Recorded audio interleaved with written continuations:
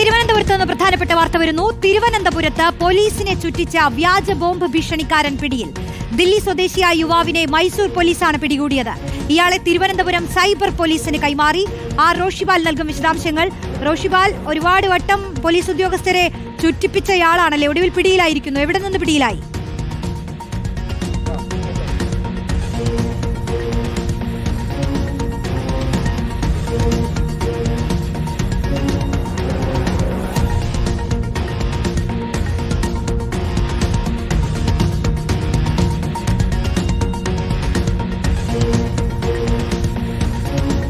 റോഷ്നി, നിതിൻ ശർമ്മയാണ് ഇപ്പോൾ പോലീസ് പിടിയിലായത്. മൈസൂരിൽ നിന്ന് മൈസൂർ പോലീസാണ് നിതിൻ ശർമ്മയെ പിടിച്ചത്. 39 വയസ്സുകാരനാണ്, ദില്ലി സ്വദേശിയാണ്. ദില്ലിയിൽ പോലീസ് സ്റ്റേഷന്റെ തൊട്ടടുത്താണ് നിതിൻ ശർമ്മ താമസിക്കുന്നത്. നേരത്തെ ജമ്മു ആൻഡ് കാശ്മീരിലടക്കം അവിടെയുള്ള പോലീസിനെ, അവിടെയുള്ള സുരക്ഷാ ഉദ്യോഗസ്ഥരെ വട്ടം ചുറ്റിയിട്ടുണ്ട്. സമാനമായ തന്നെ ബോംബ് ഭീഷണികൾ അയച്ചുകൊണ്ട് കേരളത്തിൽ തുടർച്ചയായി ഇതുവരെ 40 വ്യാജ ബോംബ് ഭീഷണികളാണ് ചുരുങ്ങിയ കാലത്തിനിടയിൽ വന്നത്. എല്ലാം ഇമെയിൽ വഴിയാണ്. ഇമെയിൽ വഴി വരുന്ന സന്ദേശങ്ങൾ, അതിൻ്റെ അടിസ്ഥാനത്തിൽ പോലീസും ബോംബ് സ്ക്വാഡ് അടക്കമുള്ള വിഭാഗങ്ങൾ വ്യാപകമായ തെരച്ചിൽ നടത്തും. പിന്നീടാണ് ബോംബില്ല എന്ന് കണ്ടെത്തുക. കാരണം ഭീഷണി വന്നു കഴിഞ്ഞാൽ, സന്ദേശം വന്നു കഴിഞ്ഞാൽ അതിൻ്റെ പ്രോട്ടോകോൾ അനുസരിച്ച് പരിശോധന നിർബന്ധമാണ്. അതുകൊണ്ട് പരിശോധന നടത്തും. തിരുവനന്തപുരത്ത് വിമാനത്താവളം, രാജ്ഭവൻ, റെയിൽവേ സ്റ്റേഷൻ, ഒപ്പം പോലീസ് സ്റ്റേഷനിലടക്കം ഇത്തരം വ്യാജ സന്ദേശങ്ങൾ വന്നിരുന്നു. അങ്ങനെ 40 സന്ദേശങ്ങളിൽ 5 സന്ദേശം അയച്ചത് ഈ നിതിൻ ശർമ്മ എന്ന ഈ ദില്ലി സ്വദേശിയായ യുവാവാണെന്ന് കണ്ടെത്തി കഴിഞ്ഞു സൈബർ പോലീസ്. നേരത്തെ ഇടുക്കി പോലീസ് സ്റ്റേഷനിലും സമാനമായി തന്നെ ഒരു വ്യാജ സന്ദേശം ഈ യുവാവ് തന്നെയാണ് അയച്ചതെന്ന കണ്ടെത്തലുമുണ്ട്. ഇനി കൂടുതൽ ഇമെയിലുകൾ അയച്ചത് ഈ യുവാവാണെന്ന പരിശോധന നടത്തിക്കൊണ്ടിരിക്കുകയാണ്. അതല്ല, കൂടുതൽ സംഘങ്ങൾ ഇത്തരം വ്യാജ സന്ദേശങ്ങൾ അയക്കുന്നുണ്ടോ എന്ന പരിശോധനയും നടക്കുന്നുണ്ട്. ഇനി നിതിൻ ശർമ്മയ്ക്കൊപ്പം മറ്റാരെങ്കിലും ഇത്തരം സഹായങ്ങൾ നൽകിയിട്ടുണ്ടോ എന്ന പരിശോധന അടക്കം നടത്തുന്നുണ്ട് സൈബർ പോലീസ്. സൈബർ പോലീസ് കുറച്ച് ദിവസമായി സ്പെഷ്യൽ ടീമിനെ നിശ്ചയിച്ചുകൊണ്ട് അവർ അന്വേഷണം നടത്തുകയായിരുന്നു.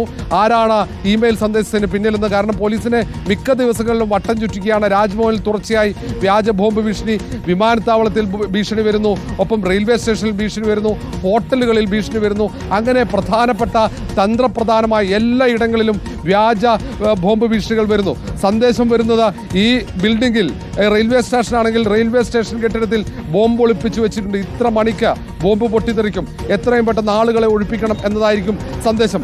അങ്ങനെയുള്ള സന്ദേശങ്ങൾ വ്യാപകമായ സാഹചര്യത്തിലാണ് പോലീസിന്റെ സൈബർ ടീം സ്പെഷ്യൽ ടീമിനെ, ഈ വ്യാജ സന്ദേശം അയക്കുന്ന ആളെ കണ്ടെത്താനായി സ്പെഷ്യൽ ടീമിനെ നിശ്ചയിച്ചത്. ആ സ്പെഷ്യൽ ടീം നടത്തുന്ന അന്വേഷണത്തിനിടയിലാണ് മൈസൂർ പോലീസ് നിതിൻ ശർമ്മ എന്ന ഈ യുവാവിനെ മൈസൂരിൽ നിന്നും പിടികൂടി ഉടൻ തന്നെ കേരള പോലീസിന് കൈമാറിയത്. കേരള പോലീസ് മറ്റ് സംസ്ഥാനങ്ങളിലെ സൈബർ വിഭാഗത്തിന് സന്ദേശം അയച്ചിരുന്നു. സ്ഥിരമായി ഇങ്ങനെ ഒരു ഇമെയിൽ വഴി വ്യാജ ബോംബ് ഭീഷണി അയക്കുന്ന ഒരു സംഘമുണ്ട്, പ്രവർത്തിക്കുന്നുണ്ട്. ആ തരത്തിൽ എല്ലാ സ്റ്റേറ്റിലും ഇത്തരത്തിൽ ഭീഷണികൾ ഇടയ്ക്കിടയ്ക്ക് വരാറുണ്ട്. ജമ്മു ആൻഡ് കാശ്മീരിലടക്കം മറ്റു പല സംസ്ഥാനങ്ങളിലും ഇത്തരം വ്യാജ ബോംബ് ഭീഷണി അയച്ച യുവാവാണ്. യുവാവിൻ്റെ മറ്റ് വിശദാംശങ്ങൾ പോലീസ് പരിശോധിക്കുകയാണ്. ഏതായാലും അല്പം മുമ്പാണ് സൈബർ പോലീസ് ചോദ്യം ചെയ്ത് തുടങ്ങിയത്. ഇപ്പോൾ മെഡിക്കൽ പരിശോധനയ്ക്ക് വേണ്ടി ആശുപത്രിയിലേക്ക് കൊണ്ടുപോയിരിക്കുകയാണ്. റോഷിപാൽ, എന്താണ് ഈ വ്യാജ സന്ദേശങ്ങൾ ഇങ്ങനെ അയക്കുന്നതിന് പിന്നിലെന്ന് മനസ്സിലാകുന്നുണ്ടോ? ഇപ്പോ ഇയാളുടെ പശ്ചാത്തലമടക്കം വ്യക്തമാകുന്നുണ്ടോ ഈ മണിക്കൂറിൽ?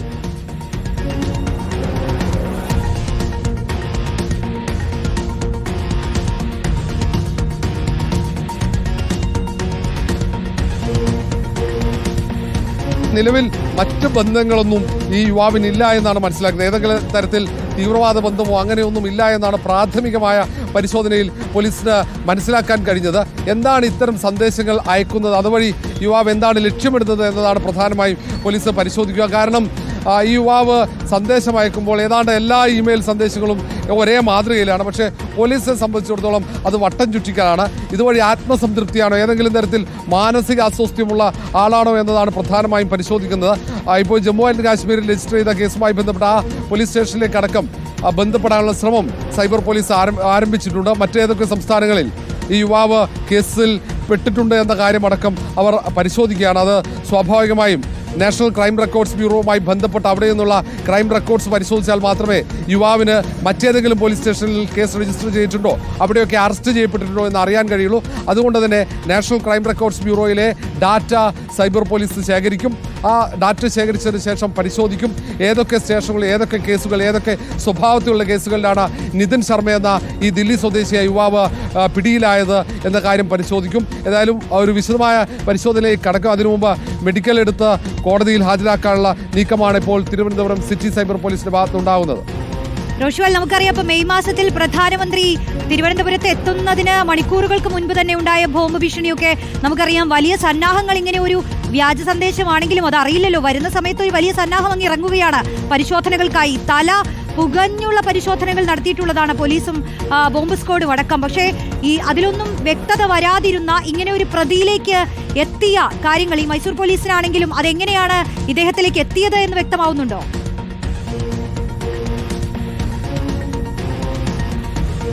അതുമായി ബന്ധപ്പെട്ട വിശദാംശങ്ങൾ ലഭ്യമായിട്ടില്ല. ഏതായാലും വിശദാംശങ്ങൾ നമുക്ക് അല്പസമയത്തിനകം ലഭിക്കും.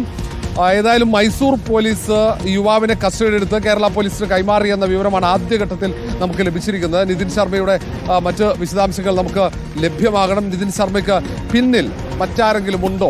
ഒരു സംഘമായിട്ടാണോ ഇങ്ങനെ ഇമെയിൽ സന്ദേശം അയക്കുന്നത്? എന്തിനാണ് ഇങ്ങനെ പോലീസിനെ വട്ടം ചുറ്റിക്കുന്ന തരത്തിൽ വ്യാജ ഇമെയിൽ ബോംബ് ഭീഷണി സന്ദേശം അയക്കുന്നത് എന്നടക്കമുള്ള ഒട്ടേറെ ചോദ്യങ്ങൾക്ക് ഉത്തരം ലഭിക്കേണ്ടതുണ്ട്.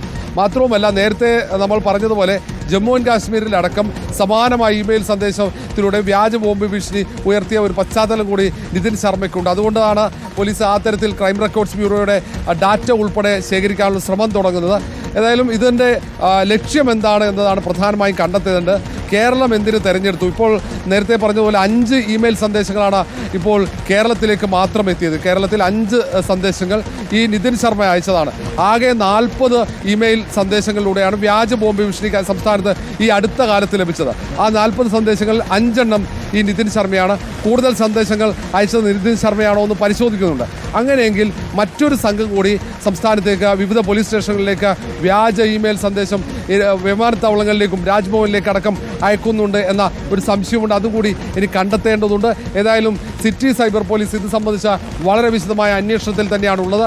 എന്താണ് ലക്ഷ്യമെന്നത് അറിയേണ്ടിയിരിക്കുന്നു. ഏതായാലും ചോദ്യം ചെയ്യലിലൂടെ ആ കാര്യങ്ങളടക്കം പുറത്തുവരും. ഈ യുവാവിൻ്റെ ലക്ഷ്യം എന്താണ്? നിതിൻ ശർമ്മ എന്ന ദില്ലി സ്വദേശിയായ യുവാവ് വ്യാജ ബോംബ് സന്ദേശത്തിലൂടെ പോലീസിനെ വട്ടം ചുറ്റിച്ചതിൻ്റെ കാരണം എന്താണെന്ന് കണ്ടെത്തേണ്ടിയിരിക്കുന്നു. അല്പസമയത്തിനകം തന്നെ അത് സംബന്ധിച്ച വിവരങ്ങൾ കൂടി നമുക്ക് ലഭ്യമാക്കാൻ കഴിയും. റോഷ്നി, ഇതിൽ കാരണം എന്താണെന്നുള്ളതിൽ വ്യക്തത വരണം. എന്തിനാണ് ഇങ്ങനെ തുടർച്ചയായി പലയിടങ്ങളിലേക്കും ബോംബ് ഭീഷണി സന്ദേശങ്ങൾ ഇയാൾ അയച്ചത് എന്നുള്ളതിൽ വ്യക്തത വരട്ടെ. അന്വേഷണം തുടരട്ടെ.